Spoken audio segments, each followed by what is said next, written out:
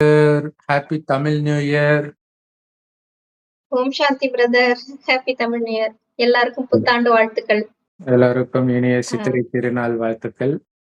அந்த சித்திரை திருநாள் பற்றி சொல்லுங்க சிஸ்டர். நம்ம பராபவ வருஷத்துல அடியெடுத்து வைக்கிறோம். 40வது வருஷம் தமிழ் வருஷத்துல. காலையில எழுந்துக்கும் போதே நம்ம வந்து ஒரு கனி காணுதல் அப்படின்னு சொல்லுவாங்க. பழங்கள், பூ, பழம், வெத்தலைப்பாக்கு, மஞ்சள், குங்குமம், உப்பு, அரிசி, நாணயங்கள் இந்த மாரி முக்கியமான பொருட்கள வந்து வச்சிருப்பாங்க. அதுல தான் கண் முழிக்கணும் அப்படின்னு சொல்லிட்டு முந்தின நாள் நைட்டே ரெடி பண்ணி வச்சுருவாங்க. ம். அதுல கொஞ்சம் ஒரு சின்ன பாத்திரத்துல ஒரு நாணயம் வச்சு, ம். அப்புறம் அரிசி, உப்பு எல்லாம் சின்ன சின்ன பாத்திரத்துல வைக்கிறது. அப்புறம் பழம், வாழை அது மாரி ஏதோ முடிஞ்ச அளவு கனிகள். ம். ஒண்ணும் இல்ல வாழைப்பழம் இருந்தா கூட போதும். ஒரு வெத்தல பாக்கு, ஊதுபத்தி பக்கத்துல வச்சிருக்கணும். எந்திரிச்ச உடனே இந்த முக்கியமான இது கண்ணாடியில பாக்கணும் அதான். ஒரு கண்ணாடியும் அங்க வச்சிருப்பாங்க. ஓ! முடிஞ்சா நகைகளும் வைக்கலாம். வச்சு ம். எல்லாம் கண்ணாடியில பிரதிபலிக்கிற மாரி கண்ணாடிய இப்படி வச்சு, அதுக்கு முன்னாடி ஒரு தாம்பாளத்துல எல்லாத்தையும் வச்சுட்டு, குடும்ப தலைவி எல்லாத்தையும் எழுப்பி அத பாக்க சொல்லுவாங்க. ம். சில ம். பேர் அந்த காலத்துலலாம் கண்ண மூடிக்கிட்டே, கண்ணு பொத்திக்கிட்டே கூட்டிட்டு வந்து அத பாரு அப்படின்னு கண்ண திறந்து விடுவாங்க. குழந்தைகள் எல்லாம் அந்த மாரி பார்ப்பாங்க. ம். ம். எந்திரிச்ச உடனே பார்க்கணும் அவ்வளவுதான். குளிச்சுட்டு வரணும் அப்படிலாம் இல்ல. எந்திரிச்சு முழிக்கும் போதே ஒரு நல்ல மங்கள பொருட்கள பார்த்தா, அந்த வருஷம் ஃபுல்லா ஒரு பாசிட்டிவ் வைப்ரேஷன் கிடைக்கும் அப்படின்னு ஒரு நம்பிக்கை. ம். அப்ப வந்து பிரம்ம முகூர்த்தத்துல செஞ்சா இது ரொம்ப நல்லது. 4:30 to 6 பிரம்ம முகூர்த்தத்துல நம்ம எழுந்து அத பார்த்தா நல்லது. அப்படி முடியல லேட் ஆயிடுச்சுனாலும், 7:30 மணிலேருந்து நல்ல நேரம் தான். 7:30லேருந்து 8:30, 9 மணி வரைக்கும் இத பார்க்கலாம்.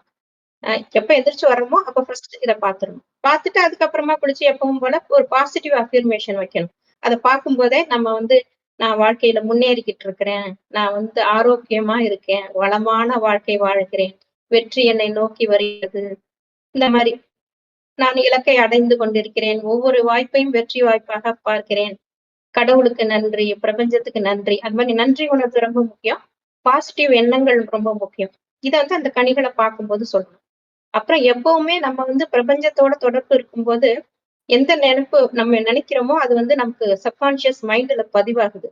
அதனால தான் அந்த சாப்பிடும்போது, தண்ணி குடிக்கும்போது, நீர், நிலம், நெருப்பு, காற்று, ஆகாயம். இதுதான் பஞ்ச தத்துவங்கள் இல்லையா? அதோட நம்ம எப்ப தொடர்புல இருந்தாலும் நம்ம என்ன எண்ணங்கள வளர்த்துக்கிறோமோ, அது சங்கல்பமா மாறுது. சங்கல்பம்னா வேற ஒண்ணும் இல்ல. அந்த தீர்க்கமான எண்ணங்கள். எண்ணங்கள் வந்து ஸ்ட்ராங்கா ஆகுறது. நடத்தி காட்டுறது. அதுதான் சங்கல்பம் அப்படிங்கிறது. நம்ம ஒவ்வொரு முறையும் தண்ணி குடிக்கும்போதும், சாப்பிடும்போதும், நான் நான் வெற்றியை நோக்கி போய்க்கிட்டு இருக்கிறேன். நான் வெற்றி அடைந்த ஆத்மாவா இருக்கிறேன். அப்படிலாம் நெனச்சுக்கலாம்.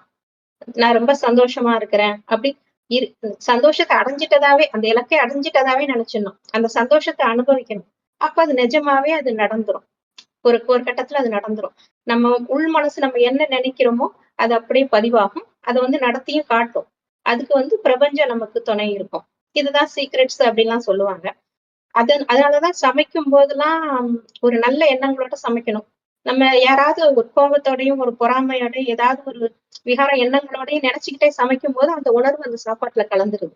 அத சாப்பிடுறவங்களுக்கு அந்த உணர்வோட அது உள்ள போயிடுது. அதான் அந்த கோவத்தோட சமைக்கிறாங்கன்னா, அந்த கோவம் அந்த உணர்வு உள்ள போய் அதுக்கு சாப்பிட்டவங்களுக்கு தன்னை அறியாம கோவம் வரும். எதுனாலன்னே தெரியாது. ஒரு எரிச்சல், கோவம், டென்ஷன் இது மாரிலாம் வரும். அதனால தான் இந்த சீரியல்லாம் பார்த்துக்கிட்டு சாப்பிடக்கூடாது, சமைக்கக்கூடாது அப்படிலாம் சொல்லுவாங்க. அந்த காலத்துல சாமி பாட்டு ஓட விட்டுக்கிட்டே சமைப்பாங்க. அப்படி இல்லன்னா ஏதாவது மந்திரம் உச்சாடனம் பண்ணுவாங்க. அப்படி இல்லன்னாலுமே ஒரு நல்ல ஒரு வார்த்தைகள் நெனச்சுக்கிட்டு சமையல் பண்ணலாம். அதுவும் முடியலன்னா ஒரு இதமான மனசுக்கு இதமான பாட்ட கேட்டுக்கிட்டே செய்யலாம். ஒரு நல்ல வைப்ரேஷன் குடுக்குற மாரி ஒரு நல்ல பாட்டு, மனசுக்கு இதமா பாட்ட ஓட விட்டுட்டு கூட நம்ம சமையல் பண்ணலாம். அல்லது மற்ற வேலைகள் செய்யும்போது சைட்ல இனிமையா ஒரு சங்கீதத்த கேட்டுட்டு இருக்கும்போது, மொத்தத்துல மனசு வந்து இனிமையா, அமைதியா, சந்தோஷமா இருக்கிற மாரி பார்த்துக்கணும். எப்போதுமே. அது நம்ம வைப்ரேஷன் நம்மள சுத்தி அப்படியே பரவிக்கிட்டே இருக்கும். அப்புறம் அ குளிக்கும்போது, நம்ம உடம்புல தண்ணி படுது இல்லையா? அப்பயும் அந்த பஞ்சபூதத்தோட தொடர்பு வரும். அப்பயும் நல்ல எண்ணங்களா வளர்த்துக்கணும். நம்ம நதியில நீராடும்போது, இந்த புனித நதியில, கங்கையிலயோ, கடல்லயோ நீராடும்போது பார்த்திருப்போம். பெரியவங்கலாம் இப்படி ஒரு மந்திரத்த சொல்லிட்டு இப்படி தண்ணி எடுத்து எடுத்து ஊத்துவாங்க. சங்கல்பம் வச்சு வச்சு. அதுதான் அந்த தண்ணிய கையில வச்சுக்கிட்டு, அந்த நல்ல சங்கல்பத்த மந்திரம் மந்திரம் சொல்லுவாங்க அவங்க. நமக்கு மந்திரம் சொல்லணும்னு அவசியம் இல்லை. "மனமது செம்மையானால் மந்திரம் தேவையில்லை" அப்படின்னு சித்தர்கள்லாம் சொல்லியிருக்காங்க. மனமே செம்மையா ஆயிடுச்சுன்னா, அப்புறம் எதுக்கு மந்திரம்? நம்ம நல்ல எண்ணங்களோட அத வச்சுக்கிட்டு, அந்த தண்ணிய வச்சுட்டு அப்படி திருப்பி விடுவாங்க. அப்படி விடும்போது அந்த எண்ணங்கள் பலிக்கும் அப்படின்னு சொல்லிட்டு. அதே மாரி தான் அடுப்பு முன்னாடி நின்னு சமைக்கிறோம் இல்லையா? எந்த நெருப்பு முன்னாடி நின்னு சமைச்சாலும், அந்த சங்கல்பம், அந்த எண்ணமும் நினை ந ந இது நிறைவேறும். அதனால தான் இந்த வேள்வி பண்ணும்போது அந்த மந்திர உச்சாடனமும் அதெல்லாம் பாசிட்டிவ் வைப்ரேஷன் கொண்டு வரதுக்காக தான். அது நம்ம எண்ணங்களாலே உருவாக்க முடியும். அது கல்யாணம்னாலும் அப்படிதான். ஒரு ஹோமம் வளர்த்து அந்த நெருப்பை சுத்தி சுத்தி வச்சு வந்து மந்திரம் சொல்லுவாங்க இல்லையா? அதெல்லாமே அப்படிதான். எல்லா கஷ்டத்துலயும் நான் உன் கூட துணை இருப்பேன். கடைசி வரைக்கும் உன் கூட இருப்பேன். அப்படி இப்படின்னு ஒரு சத்திய பிரமாணம் பண்றதுதான். அதனால நெருப்பு முன்னாடியோ, தண்ணியிலயோ, சாப்பிடும் போதோ, நிலம், நீர், நெருப்பு, காற்று, ஆகாயம் எது முன்னாடி இருந்து சொன்னாலும் அது பலிக்குங்கிறதுக்காக தான். அந்த பிரபஞ்சம் நமக்கு ஈர்த்து கொண்டு வரும். நம்மளோட எண்ணங்கள் வெளியில பரவி அதுவே தான் நமக்கு வரப்போகுது. அதனால நான் இந்த பராபவ வருஷம் ஆரம்பிக்கும்போது நல்ல எண்ணங்களோட ஆரம்பிப்போம். அப்புறம் நிறைய இருக்கு. அடுத்த வீடியோல நம்ம அந்த முக்கியமா அந்த பெயர்கள்லாம் எதனால அப்படிலாம் வருது, எதனால நம்ம சில விஷயங்கள் செய்யும்போது அது நடக்காம போகுது அப்படிங்கிறத நம்ம பார்ப்போம். ஓம் சாந்தி. எல்லாருக்கும் புத்தாண்டு வாழ்த்துக்கள். ஓம் சாந்தி அப்படின்னு சொல்லும் போதே ஓம்னாலே நான் ஆத்மா அப்படிங்கறதுதான் அர்த்தம். அது ஒவ்வொரு மந்திரத்துக்கு முன்னாடி ஓம் ஓம் தான் வரும். ஓம் நம சிவாய, ஓம் நமோ நாராயண, ஓம் கம் கணபதியே, ஓம் முருகா சரவண பவ அப்படிலாம் வரும் இல்லையா? ஓம்னாலே நான் ஆத்மா. அந்த சரவண பவனாக இருக்க ஆத்மாவை வணங்குகிறேன். ஆத்மாவாகிய பரமாத்மாவாகிய சிவனை வணங்குகிறேன். ஆத்மாவாகிய நாராயணனை வணங்குகிறேன். இதுதான் மீனிங். அதுதான் ஓம் ஓம் ஓம்னு அது ஒரு மந்திரம்னு நினைச்சுக்கிறாங்க. மந்திரம் கிடையாது. நான் ஆத்மா இதான் மீனிங். அதனாலதான் கடைசியில முடிக்கும் போது சாந்தி சாந்தி சாந்தின்னு அமைதியாகட்டும் அமைதியாகட்டும். ஓம் சாந்தினா நான் அமைதியான ஆத்மா. இதுதான் மீனிங். இது அடிக்கடி நம்ம சொல்லும் போது நம்ம அறியாம நம்மளை சுத்தி அந்த அமைதியான வைப்ரேஷன் பரவுது. என்னில் நான் தான் சுயம், நான் தான் ஆத்மா தான். நம்ம உடம்பு கிடையாது, ஆத்மாங்கிறத புரிஞ்சுக்கணும்.